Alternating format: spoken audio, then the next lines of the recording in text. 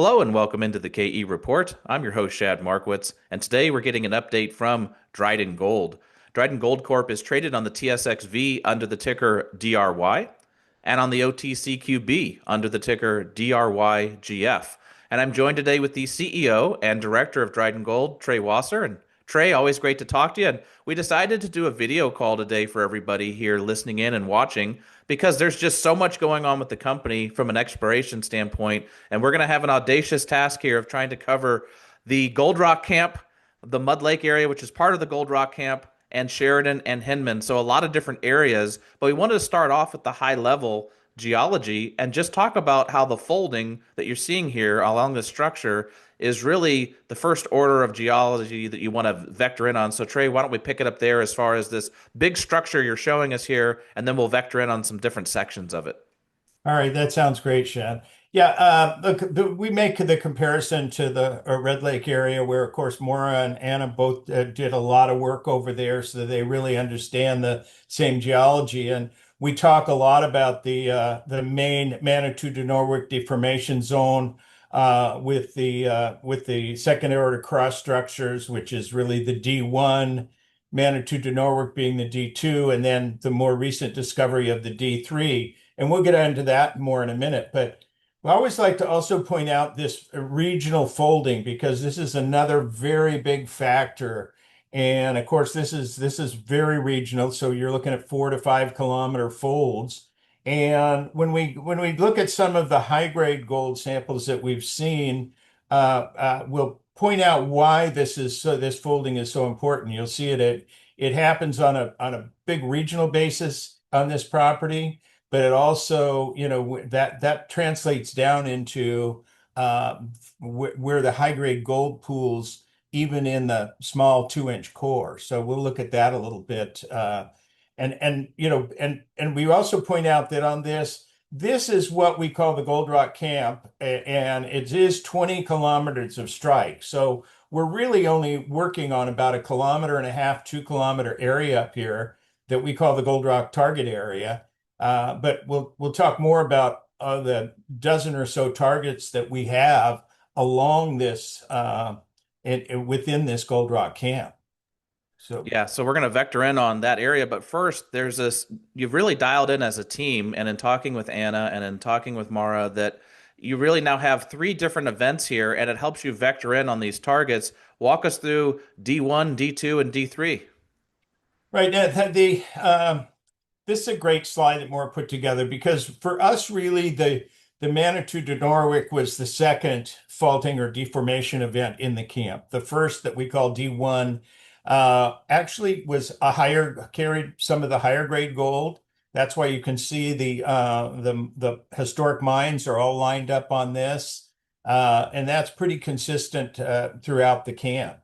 Then the Manitou to Norwich deformation zone of 5 million years later came through, and that's what really created the big structures in here that run from the southwest to the northeast. Of course, we talk a lot about Big Master 1, Big Master 2 in the quartz veins, and then the Elora, which is more of a sheared disseminated sulfide system. But that's where historically you just saw these. This is what came to surface is those three. So then subsequently, and really just in the last 60 days or so, we've finally through the mapping work that we did last year and really identified this third event. We call it D3 now. This was, we believe, maybe the highest grade event as far as the gold enrichment. And you can start to see that everything lines up now with the D3, and the super high grade hit from Manitou was down in where this star is, and this was this discovery we made. We used that to target and hit a high grade at Laurentian.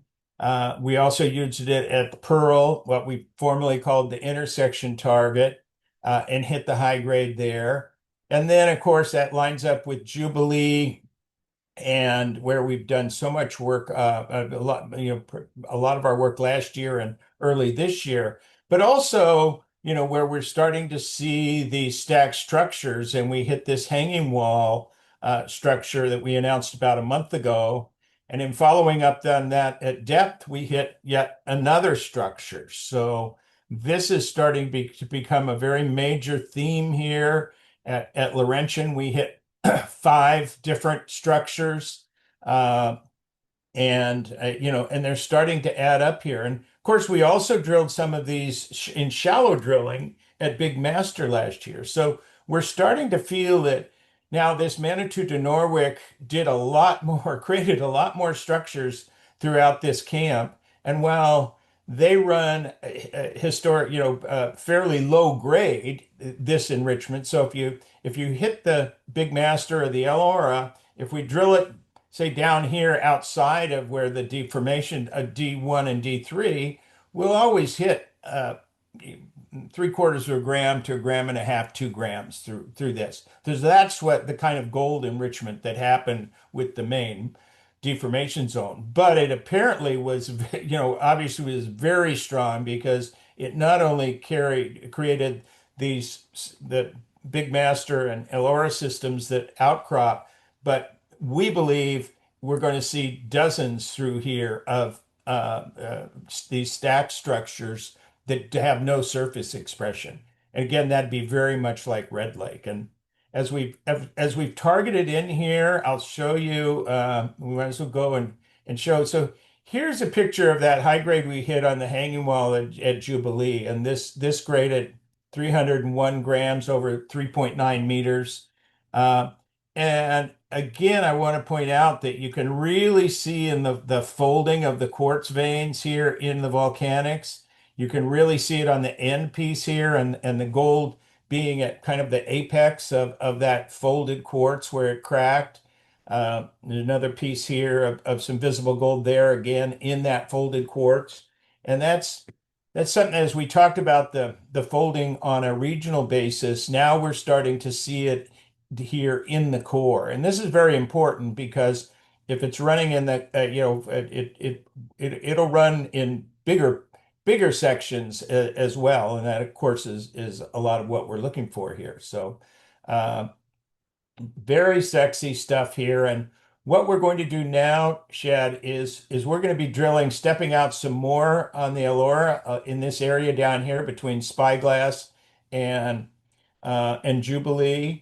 And we want to show the market that, we've got just, many structures. We think this will fill up this whole area between Big Master and Elora, and even to the east of Big Master will fill up with these structures that just stack structures that don't have any surface expression, but were definitely gold bearing. Well, and Trey, just before you leave that slide, just to help tie some of the recent news into this so people can get a visuals on it, you put out some news to the marketplace just on the 19th talking about the drilling at the Laurentian mine. You had 28.6 grams per ton gold over half a meter.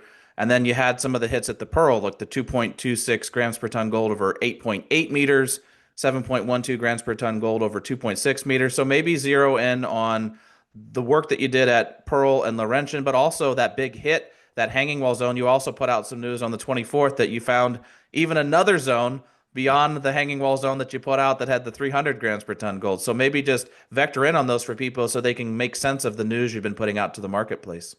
Okay, yeah. Like I said, at Laurentian, we saw the high grade in the hanging wall, but when we got into the main structure there, we actually lost the drill. We didn't lose it, but we hit the old working, so we had to pull the rig out. So we pulled around and drilled it from the other side, and we were too far south, so we were outside of the real high grade zone. But that's where we hit multiple high grade structures, five different structures, a footwall and three the main structure, and then three hanging wall structures. And the hanging wall structures ran uh, anywhere from 10 to 7 to 10 meters thick in there, and with no surface expression. And again, they're gold bearing. They did have gold in them, but they had the low grade that is typical of, if you're not in one of those high grade structures controlled by the D1 and D3. At Pearl, the same thing, only we only drilled one because we didn't drill as deep a hole there. But the hanging wall structure at Pearl ran 16 meters of 0.65 grams. So again, didn't have the high grade in it that we see, on our best holes in Elora, but that's the only difference. I mean, many of our wider Elora holes, and remember, Elora is running anywhere from 4 to 12 meters thick.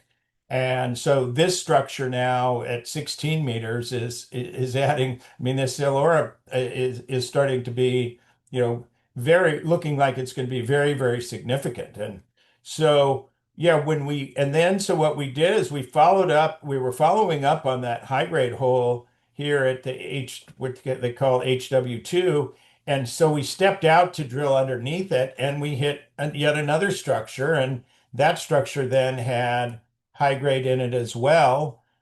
This is pictures from that. Now we don't have the assays back from that, but again, you can see the obvious folding in the quartz and where the gold is deposited. And so it's getting to be fun to start seeing this and uh, seeing the way that the quartz has reacted and the gold enrichment here. So we're pretty excited about continuing to drill across that gold rock target area and figuring out where all these structures are because what it does is it gives us many more targets. As we vector in with the D1, the D2 and D3, where we originally had one target in here, as these now all of a sudden we have targets going clear out to here, right? Because of the intersection, and as we expose more underground structures along the Manitou to Norwich, and then of course that gives us targets in here, all in here at Pearl. And it just where we're talking earlier the year where we had probably eight or 10 targets within this gold rock area to test where these high grade intersections were.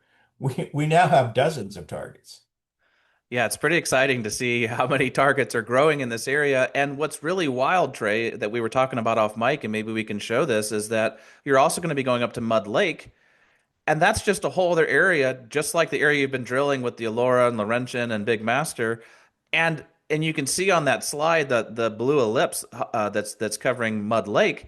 And you can see down below where we were just talking about Laurentian, Elora, and Big Master. But there's even more ellipses that are growing along this trend. So you got a target-rich environment. Talk to us about Mud Lake, though, and how that could be the next area of interest. Well, Mud Lake, we were able to sample last year, got some very nice ground samples, 24 grams per ton, 9, 6, 7, 9. And that was mapped by John Fingus, who really kind of mapped out this D3. It seems to have all the same surface expressions, three structures. It has the three deformation events, obvious and have been mapped up there. So we're anxious to get up there and to start to show this periodicity, if you will, similar to Red Lake. Now, keep in mind, as we looked at that slide, the first slide, and we talked about the 20 kilometers of strike in the Gold Rock camp, we're looking at only the north 4 kilometers here, and we have the Mud Lake and then another big anomaly up here that we'll be working on. So, but at the same time, we are working on targets within the Gold Rock camp here that you can see them here: the Trafalgar Bay, the Mosher Bay, the Queen Alexandra, the Gold Cliff, the Selby, the Gold Rock West, which is more over on the folds, and the snowfall anomalies. These are all targets that would run along that same periodicity, if you will, and with just a lot of target areas. We've got a lot of targets in the one gold rock target area, but then, we're developing several other target areas. So we feel, for the stock this year, one thing that will be very important, and where we're putting about 50% of our exploration budget and drilling is in the gold rock target area. Okay, we really want to show that we can add up, that we can show depth potential, that we can show how many structures, stack structures there are that don't have surface expression, and really start to make some more nice hits in there. So we're not spreading ourselves too thin, but we do want to get up to Mud Lake so that we can start to show that, like Red Lake, we have this periodicity, because these things tend to repeat. They repeat within a smaller area, and then they repeat in bigger areas. So. Well, and Trey, well, maybe while you got that slide up, there's the Red Lake analogy over to the right. Show the depth component too, and how some of the big high grade zones in there happened a little bit further down, but they represented big chunks of the mineable inventory. Well, yeah, if you look at Red Lake, they were mining Red Lake way over here. And, it was pretty spotty, not the greatest mine. I mean, the Campbell mine was the better mine from surface. But as they got down in the Red Lake mine, it was about 300 meters that over here they started to see these multiple stack structures. And they had, 8 to 10 of them off the major deformation zone, which is exactly what we're anticipating we're going to have. And it was then, as they got deeper and into more of the folding, that they started to hit some of the super high grade. So that really didn't happen. They didn't see any of these structures had no surface expression. They didn't hit them till about 300 meters. And then it didn't really get high grade until about 700 meters. And between 700 and 1,000, 1,200 meters down in here is where about half of the gold came out of the Red Lake, 30 million ounces. So this is where it got very, very juicy. And so, we think we're again in a very similar setting there. So that second catalyst, if we will, for this year will be to show that, we can find another whole nother area like the Gold Rock target area within the camp. And then, of course, start to talk about more about, as we're developing the other 8 or 10 targets along the 20 kilometers of strike in the camp. Well, and you also have catalyst number three and catalyst number four, and the fact that you have your other regional targets at both Sheridan and Henman. So I don't know which one you want to do first, Trey, but these are two other areas beyond the Gold Rock camp that you're going to be doing some exploration this year. Well, that's exactly right. So, we have got permits since first of the year. We got 3 permits for that northern extension in Gold Rock, Mud Lake, and even in the Gold Rock target area. And then down at Sheridan, we got the permit for down there. And then Hinman, which is kind of completely different. It's so far east. But we'll talk about Sheridan first.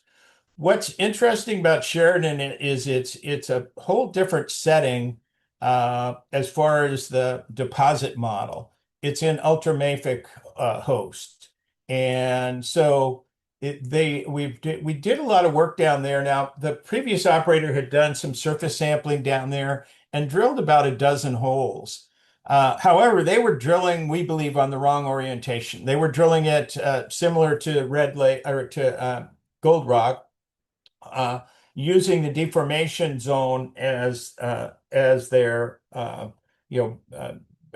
orientation, and drilling across that northeast kind of trending. And what we're seeing is that when you get to the east side of the Manitou to Norwich deformation zone, everything that the east-west starts to really take over, and you don't see near as much of the structures that are running northeast. And you can really see it. I click back to this slide because, of course, you can see all that folding is just on the west side of the main deformation zone.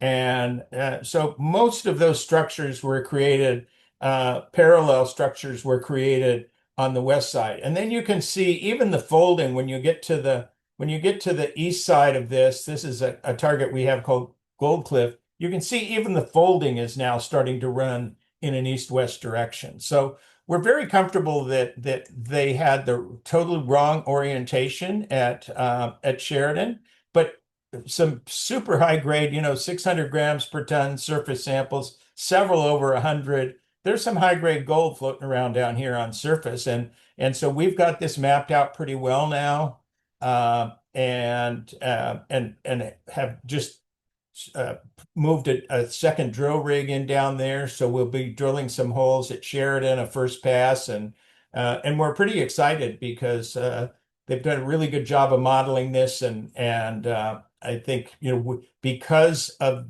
we had the old core from Manitou and we're able to relog that, we were able to get a pretty good idea of what actually was going on down there, and had some help. That was somebody beside a second person that helped us with mapping last year, uh, Kendra Zamet, and I think we've really got this figured out. So we expect some interesting stuff. The surface expression of the veins there, the quartz veins in at Sheridan, are pretty dramatic. So we're excited to get in over there. Now the and the idea here is that again it's a completely different deposit model, as I said. So that's important that you have all of a sudden we go from the lode gold in Gold Rock Camp to these ultramafic contact targets in Sheridan, and then over at Hinman.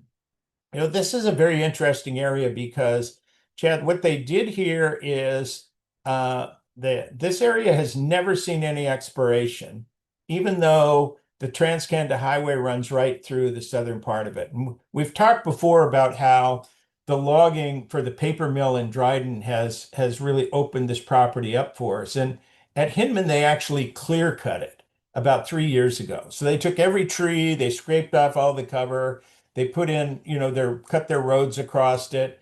And so we flew a drone over it and we saw these structures sticking out. So we ran the geophysics on it. And sure enough, we got 9 targets, and only 3 of them did we get to test last year. So, but got as high as 34 grams per ton, several in the 5 to 15 grams per ton.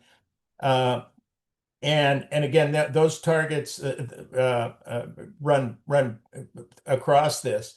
And we did the LiDAR last year. So this map shows the LiDAR and shows all these structures that running 4 to 5 kilometers long and a kilometer and a half wide, and in yet a third deposit type. So this is in granodiorite. It's got the quartz vein stringers. You can see this. This is very much like Next Gold's Goldland property. This would be more of an open pit target. So we have a third party in there this year, Fladgate Geosciences. And they're there now. They're testing the other 9 targets, and then they're going to channel sample this whole thing. And in the channel sampling, we'll get an idea if the gold runs, if we have gold running all the way across all these structures, a kilometer and a half wide, and 4 to 5 kilometers long, that's going to be a hell of a footprint for a lower grade open pit target here. So very excited about Hinman. I mean, we know there's gold there.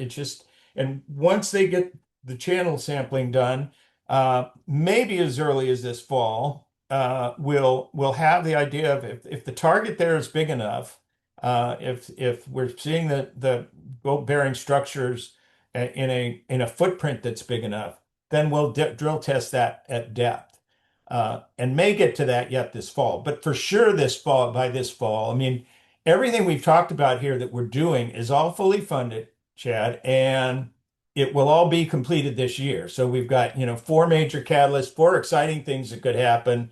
Besides what we're doing, just or 3 other than what we're doing at the in that Gold Rock target area, that could have a dramatic effect, and is really showing the regional exploration. And you start to see these different deposit types. And of course, the Goliath that Next Gold has to the north of us there is in the VMS. So within this camp, we're already seeing 3 distinctly different deposit types that that becomes similar to Timmins or Valdor, where you have mines that are maybe 10, 20 kilometers away from each other, but they're in completely different deposit models. And what that just tells you is that it really doesn't matter what the rock is. If it is decent host rock, this camp is so well endowed with gold that all the deposit types have gold in them.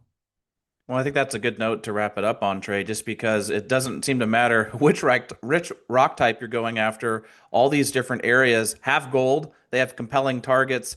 And so there's like you say, four key catalysts. There's the gold rock camp that we focused in on initially at the Laurentian and Pearl and Elora and Big Master. There's the Mud Lake area, which is the next area of interest along Gold Rock. But of course, there's really dozens of catalysts along there as you test those other targets. And then you've got Sheridan and Henman as two other big catalysts for this year. So a lot of news flow will be on tap from Dryden Gold. I would encourage people listening in or watching this to definitely go over to the link in the show notes. It takes you right over to the Dryden Gold website, right to their news section. That way you can sign up for updates and they'll just hit your email inbox, or you can actually just follow along with the news as it hits the wires. There's a good picture of the team there to kind of end it with, and then we'll definitely be getting you back on. I'm sure there'll be a lot of news to discuss, Trey. So thanks for doing this video call with us here at the KE Report.